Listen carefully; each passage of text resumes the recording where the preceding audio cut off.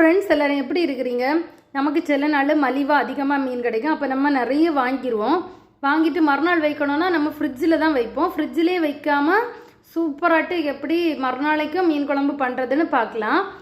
First நம்ம எடுத்து வச்சுருக்கக்கூடிய மீனு கூட ஒரு 1/4 ஸ்பூன் மஞ்சத்தூள், நம்ம தேவைக்கு மிளகாத்தூள், நான் 1 ஸ்பூன் சேர்த்துருக்கிறேன் மிளகாத்தூள், ஒரு 2 ஸ்பூன் மல்லித்தூள், அப்புறம் இந்த மீனுக்கு தேவையான உப்பு இதையும் சேர்த்துக்கணும். அதுக்கு கூடவே கொஞ்சம் கருவேப்பிலை, அது நல்ல மனம் தானே, நல்லது, அதனால் அதையும் கூட சேர்த்துருவோம்.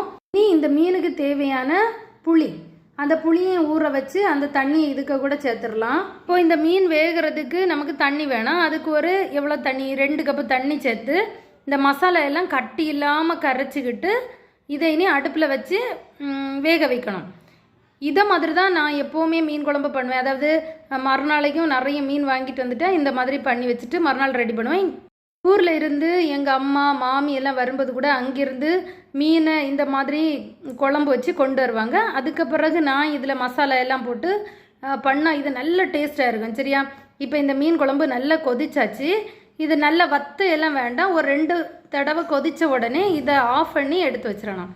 இப்போ பார்த்தீங்கன்னா இது மறுநாளைக்கு இந்த மாதிரி தான் இருக்குது மீன் குழம்பு. நேற்றுக்கு செய்தது இது. நீங்கள் அதில் கரண்டி எல்லாம் போட்டு கிண்ட கூடாது, அப்படியே இறக்கி வச்சிடணும். சரியா, இனி இந்த மிக்சியில் கொஞ்சம் நம்ம தேவைக்கு, இது மறுநாள் செய்யக்கூடியது, கொஞ்சம் தேங்காய், ஒரு 1/2 ஸ்பூன் ஜீரகம், ஒரு 2-3 சின்ன வெங்காயம், ஒரு 1/4 ஸ்பூன் வெந்தயம், கொஞ்சம் கருவேப்பிலை போட்டு கொஞ்சம் தண்ணியை ஊற்றி இந்த மசாலா இந்த தேங்காய் எல்லாமே நல்லா நைஸாக அரைச்சி வச்சிடணும். இனி நேற்று வச்ச மீன் குழம்பு இன்றைக்கி அப்படியே வச்சுருக்கேன் தானே, அதுக்கு கூட இந்த தேங்காய் கரைசலம் போட்டு இப்போ இதுக்கு கூட நான் ஏற்கனவே மீன் குழம்புக்கு முருங்கைக்காய், மாங்காய் இதெல்லாம் போடுவேன், மிளகாயெல்லாம். அதனால் கொஞ்சம் மிளகாய், ஒரு தக்காளி, ஒரு 3-4 துண்டு முருங்கைக்காய் இதையும் போட்டு இப்போது இந்த குழம்பு இப்போ நல்லா கொஞ்சம் தண்ணி கம்மியாக இருக்குது. அப்போது இதெல்லாம் வேகணும். இந்த முருங்கைக்காயெல்லாம் வேகிறதுக்கு ஒரு தேவைக்கு தண்ணி, நான் டேஸ்ட்டு பார்க்கும்போது உப்பு கொஞ்சம் குறைவாக இருந்து அதனால் உப்பையும் போட்டு நல்லா கலக்கி வச்சுட்டு இதை இப்போ அடுப்பில் வச்சு வேக வைக்கணும். இப்போ கொதிச்சாச்சு, நல்ல மணமாக இருக்குது.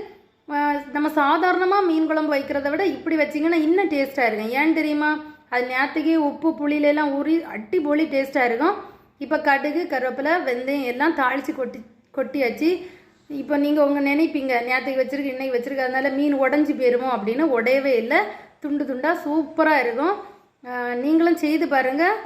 என்னோடய ரெசிபி பிடிச்சா லைக் பண்ணுங்கள், சப்ஸ்கிரைப் பண்ணுங்கள். ஒரு தடவை இதை மாதிரி செய்து பாருங்கள். பிடிச்சிருந்தேன்னா கமெண்ட் பண்ணுங்கள் எப்படி வந்திருந்தேன்னு. சரியா, பாய்.